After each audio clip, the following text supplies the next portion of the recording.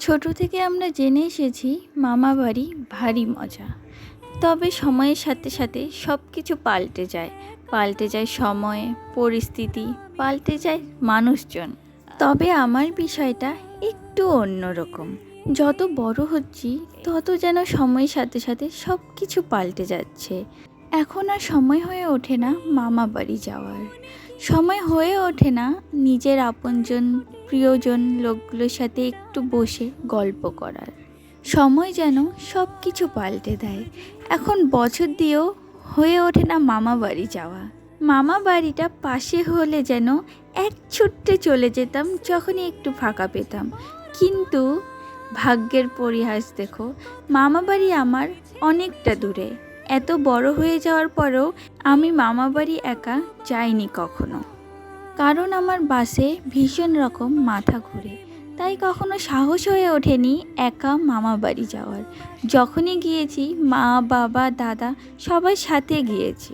তাই ভাবলাম এতদিন পর যখন সুযোগ হয়েছে তোমাদের সাথেও আমার সুন্দর মুহূর্তগুলো একটু শেয়ার করি। সময়টা যেন খুব তাড়াতাড়ি পার হয়ে যায়। এই তো 2 দিন আগে গেলাম, আবার চলে আসতে হলো।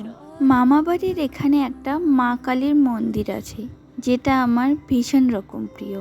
তবে জানি না কেন ছোটোবেলা থেকে মা কালীর ওপর আমার একটা ভয় কাজ করে। তাই কখনো মন্দিরের ভেতরে ঢুকে 2 চোখ ভরে দেখার সাহস করে উঠতে পারিনি। এখানে দেখো আমার বোন আমার জন্য ফুল ছিঁড়তে গেছে মন্দিরের ভেতরে।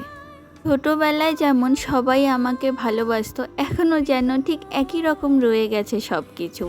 পরিস্থিতি সময় পাল্টে গেলেও মানুষজন ঠিক একই রকম রয়ে গেছে, একইভাবে ভালোবাসে আমাকে এখনও। ফুল পেয়েছি আর সেটা চুলে গুজবো না তা কি কখনো হয়? তাই চুলে গুজে একটু স্টাইল করার চেষ্টা করছিলাম আর কি। এই ভিডিওতে তোমাদের সাথে এটুকুই শেয়ার করলাম, বাকি ভিডিওটা তোমাদের সাথে সেকেন্ড পার্টে শেয়ার করব। সবাই ভালো থেকো।